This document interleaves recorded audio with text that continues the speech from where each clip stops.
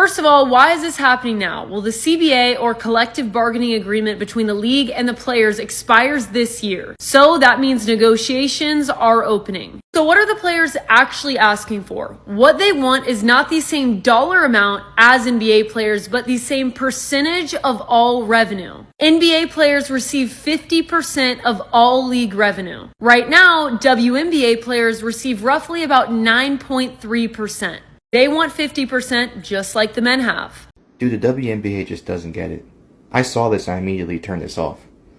Pay us what you owe us. What exactly do you think you owed? The league has never made a profit. Never. And you're due to lose $50 million this year. What do you think is owed? The girl that could get you to make a profit, you guys bully and beat up as much as you can. I just don't understand what these women are thinking. You know what? Go on strike. Go on strike if you're that unhappy. Go on strike. No one would care. Hey, yo, buckle up because we're diving into the latest WNBA drama, players demanding fatter paychecks while the league is sinking faster than a lead balloon. The headlines are buzzing with stars like Asia Wilson demanding more cash, but here's the kicker. The league has been hemorrhaging money for years, and I'm here to tell you that the players don't deserve a raise when the books are bleeding red. Stick around because we're unpacking the numbers, shredding the excuses, and even taking a swing at Dave Portnoy's rosy take. Trust me, you don't want to miss this reality check. Us getting paid our worth. Period. Like, yeah. Yeah. Because you're doing exactly what LeBron is doing, so what's Reese, what's going on? Sis, I don't they like ain't got that. the money for us just yet, but it's coming. It's coming. Is it? I It's like- don't understand It's it. a lot. It's a lot that goes into it, but it's coming. Trust me, it's coming. We get a very tiny percentage of all the money that's made through the WNBA, which obviously is through our entertainment, well, the entertainment we provide. And so we want a fair and reasonable percentage of that. Okay, let's get real. The WNBA lost an estimated $40 to $50 million in 2024 alone, with historical deficits averaging $10 million annually since the league started, propped up by NBA handouts. That's not a business, that's a charity case, and throwing money at the players won't fix it. It's like a state jacking up the minimum wage to $30 an hour and wondering why businesses collapse. Higher pay would deepen the hole, forcing the NBA to subsidize even more of the 60% stake they hold, while the other 40% of owners scramble to keep afloat. The league's revenue hit $200 million in 2023, but costs outpaced that by a mile, and paying players more when you're already in the red is financial suicide, not progress. Fans might cheer the talent, but the math doesn't lie. Take a look at the Canadian Football League, another league that loses money, about $5 to $10 million annually across its 9 teams. Their average player salary? A modest $80,000, reflecting a market that can't sustain NBA-level pay despite decent Canadian viewership of about $700,000 per game. The WNBA's average salary was $116,000 in 2025 with a minimum of $66,000, pretty generous for a league that's losing cash hand over fist. Fans aren't just shelling out like they do for the NBA's $10 billion revenue machine, where players earn 50% of the pie. Pushing the WNBA pay higher without revenues to match is like asking the CFL to pay $500,000 per player. So the WNBA had an all-star game. I know. Who knew? Not me. I didn't have a clue. But they came out wearing shirts that said, pay us what you owe us. Nothing? Like, you're a subsidized league. You cannot operate without men. So without men, there's some in the league, you can't operate. You can't operate. You don't even exist without men. What you're owed is nothing. Like, I need you to understand this.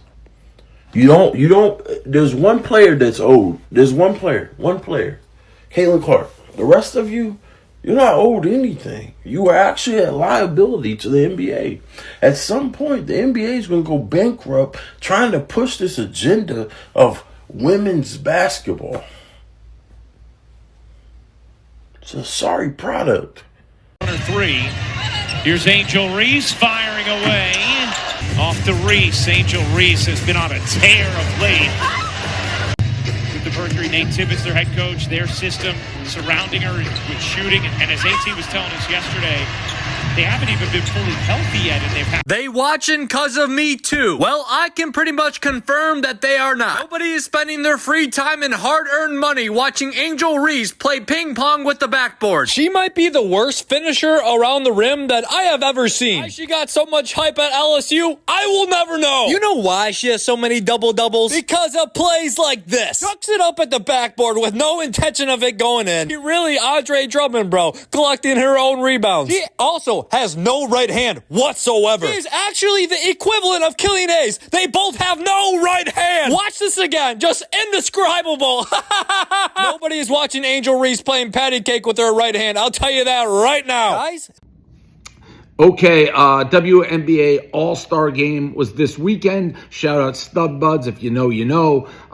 Anyways, the players before warm-ups to the All-Star Game wore "Pay Us What We Deserve" t-shirts. World War III has broken out. People taking sides, saying they deserve money, they don't deserve more money. I don't know how anybody in the world with a brain, and maybe my brain is just bigger than most, can rationally say the women don't deserve more money at this point. Caitlin Clark's rookie salary is $76,000. Nikki Smokes, Mincy make more than her. It's insane. And I know what people are going to say. Well, this league has lost money. It's a charity league. The NBA subsidizes it, blah, blah, blah. This could have been true for the last 10 years or so. Fair argument. It's not true now. The WNBA is exploding by every single metric you look at. TV ratings, merch, revenue, ticket sales, you name it.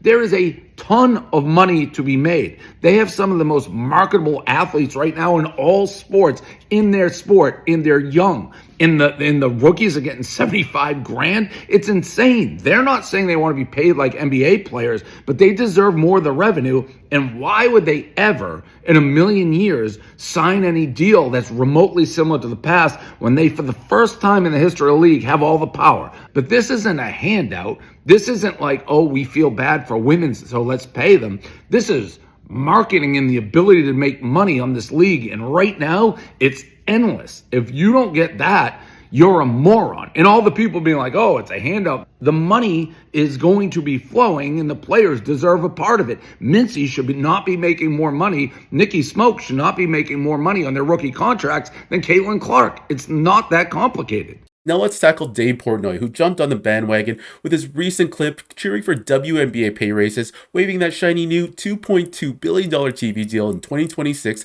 like it's some golden ticket. Hold up, Dave. The deal's an 11-year deal, averaging $200 million a year, but spread across 12 teams and doesn't cover your current losses, let alone fund a pay spike. He also gushed about growing popularity and Caitlin Clark's buzz, but viewership at 1.2 million average still lags behind the NBA's 4 million, and that hype hasn't flipped the ledger to black. Dave Portnoy's optimism ignores a $40 million deficit and more pay now, which is burned through future revenue before it even lands.